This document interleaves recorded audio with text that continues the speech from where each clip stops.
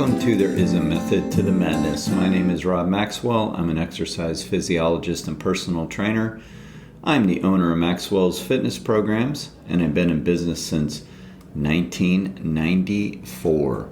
The purpose of this podcast is to get to the real deal of what really works and, most importantly, why things work, or maybe why some things don't work, hence the name Method to the Madness. I'm going to pick back up on our principles of health and fitness and get into the principle of recuperation today. Before I get to that, let me thank Jonathan and Lynn Gilden of the Gilden Group at Realty Pros. They are committed to providing the highest level of customer service in home selling. Please give them a shout to figure out what your home may be worth.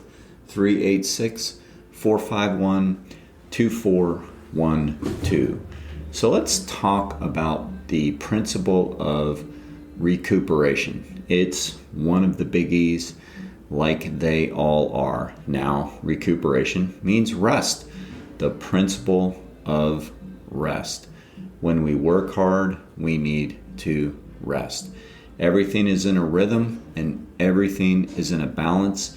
And if you remember from the principle of individuality, everybody is different. With all of these principles, everybody is different.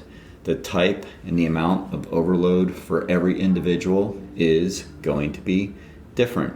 And the program of recuperation for every individual is going to be different. It will depend on your age. It will depend upon other stresses in your life. It will depend upon the exercise duration, the exercise intensity. It will depend upon your fueling. There are so many variables with the principle of recuperation. But here's what we know for sure. We have to rest. It takes discipline to rest. All right? So let's talk about some of the different kinds of recuperation. Let's talk about the first type of recuperation is simply passive rest or passive recuperation. That means you're doing nothing. So that's the obvious. I think the obvious anyway. That's making sure that you're sleeping. That's making sure that you're resting your body passively. And passively means you're doing nothing else compared to actively, which I'll get into in a second. But passive rest is going to be your typical sitting down, lying down, sleep, naps, and those types of things, which I'll get back to sleep when you get down to it. So yes, one of the big parts of recuperation is you have to get enough rest. Now, before we go on and talk about like how much sleep is ideal, let me tell you, I have studied this over and over. There is no ideal amount for everybody. Everybody is different. Each individual is going to require a different amount of sleep, and that's probably going to change based on their age, based on life circumstances, and based on other variables. Each individual at the moment will have their ideal amount of sleep, but it's not going to be the same for everybody. So when you hear on the news or see in the newspaper or online somebody telling you, 7 hours of sleep is ideal or 8 or whatever they're saying, that's just not true. I mean, that sounds like a decent number, but everybody is different. Some people will need more and some people can use less. It really just depends on that. So there is no exact number. But here again is what we do know. Everybody needs to rest. Everybody needs to get the proper amount of sleep for themselves. If you're serious about making results in the gym, if you're serious about losing weight, if you're serious about having a good high quality life, everybody needs to get their ideal level of sleep and rest. So that's passive rest. The other part is active rest. Active rest basically means that by doing certain physical activities, you're actually expediting rest. You are speeding up the recovery processes that allow the body to rest. Active rest is a great technique. It can be like in between workouts, or in a way it can be during workouts too. So basically what it means is this. You hear oftentimes in exercise programming and prescriptions that you should have like a lighter day of exercise following a harder day of exercise. I mean, that can be true. Everything comes back to frequency, intensity, time. So it doesn't necessarily have to be programmed that way, but that is a pretty good method. But the reason why it is stated like that is for the sake of active rest. It's really better as far as exercise goes to use active rest versus passive rest. That doesn't mean don't sleep and don't rest when you're supposed to. No, it has nothing to do with that. What it does mean is let's say your workout routine is strength training pretty vigorously 3 times a week. So those strength training is anaerobic by nature. So anaerobic by nature always means it's harder. That is harder on the endocrine system and maybe on the muscles. I say maybe because aerobic activities can be pretty tough on the muscles too. Anaerobic activities that become anaerobic can be tough on the endocrine system as well, for sure. But strength training is really meant to be hard, right? Hopefully you say yes, right? Yes, right? Yes. So strength training is meant to be hard. It's just what it really is, and that's a good thing. After strength training, instead of taking the entire day off the next day, it would be better to do some form of active rest. And that could be some light cardio, that could be yoga, that could be walking, which I guess is light cardio, but it doesn't necessarily even have to be overly structured. Just getting a lot of steps in the next day. It could be like a recreational sport that you really enjoy, like pickleball or tennis or golf. But it'd be better to do active rest in between. Why? Because it speeds up the recovery process. It increases the circulation. It gets all of the good, happy flowing hormones going that will help recovery.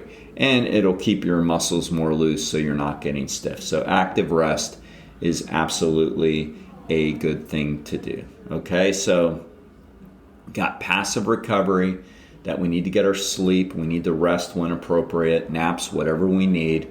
Sometimes it's a matter of sitting down enough during the day, not too much, but enough. And again, there's no perfect number for anybody. And then there is active rest, which is doing something light cardio or light recreational in between workouts.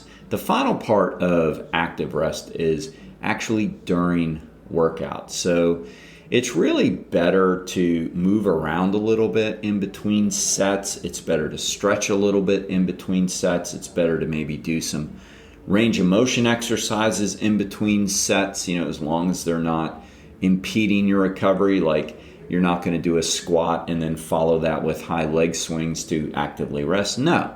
But if you're doing some upper body and you want to loosen up your lower body, you can do some different types of range of motion exercises in between. We just call that active rest during. It's good. Sometimes moving around. If you have a gym where you can move around a little bit, meaning that you're not clogging up space or you're worried about like losing your machine if you're in a commercial health club or something. I mean, those are all legitimate concerns. If you don't have to worry about that, it's just good to move around. Like we'll have people walk some laps around what we call the island just because it's the center multi-purpose machine. We'll have people go around it just to kind of not just stand there, because it's better to move everything around. That's another form of active rest, okay? So active rest is important, passive rest is important, and let's talk about why. So catabolic means you're breaking the body down. Catabolic is you are breaking the body down. In strength training, what happens is you are pushing the muscles close to exhaustion. The little tiny muscle fibers are split apart a little bit, and then they come back together, and that's called hypertrophy. But they're somewhat pulled apart a little bit. That's the muscle damage that we want to impose. That's a good thing, but they get broken down, and that is a catabolic response. If you are say doing hard and long cardio, which can be upward around 2 hours or so, you can potentially have drained all of your muscle glycogen.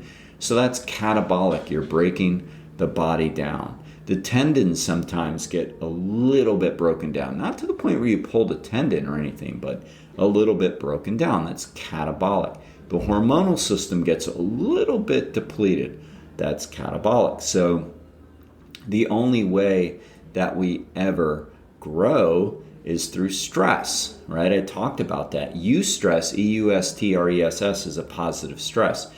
But we're not going to grow in the gym or grow aerobically or really grow anywhere, mentally, spiritually, whatever, without some stress. Like, we need a little bit of stress to get us moving. So that's normal, but that's called catabolic.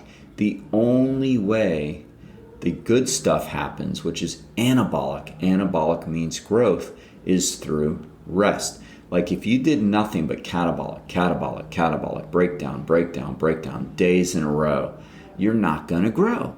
And a very disciplined athlete will know that and do that. I should say it's disciplined if they know that and do that. Some just don't know. But discipline is knowing that and doing it, meaning that it takes discipline to go, well, no, I'm not going to do another hard run today because I did that yesterday. I know I want to because I want to burn off some stress in my mind, or I'm bored, or I ate too much the day before and I feel like I need to burn it off. Like, those aren't overly healthy reasons to go run.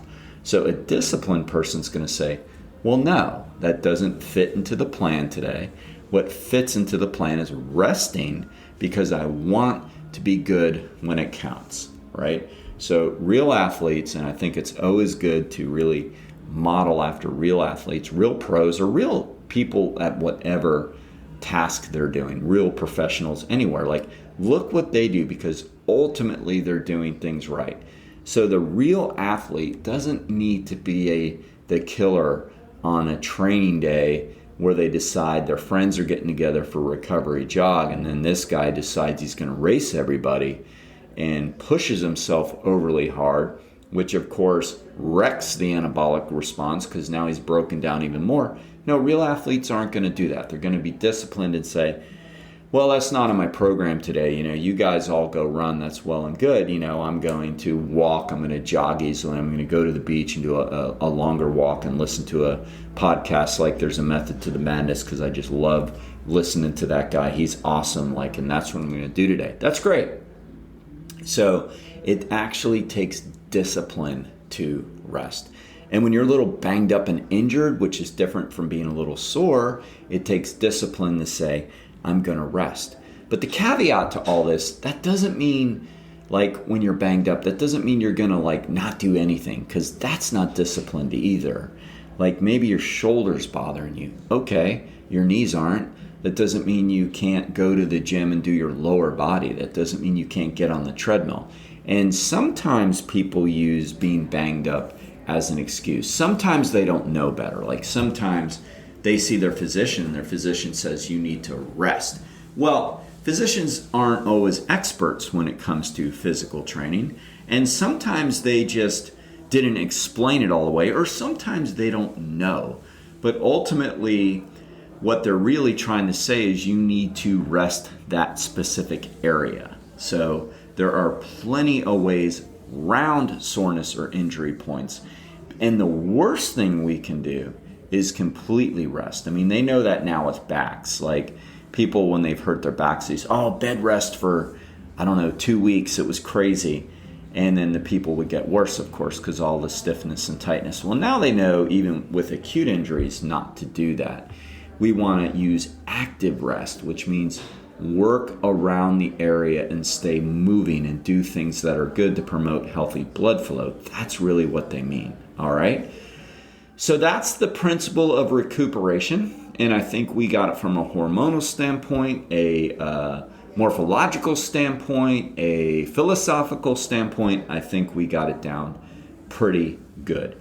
Now let me thank Overhead Door of Daytona Beach. Again, I'm going to personalize this advertisement for them again, because during the hurricane, a client had an issue with the garage door.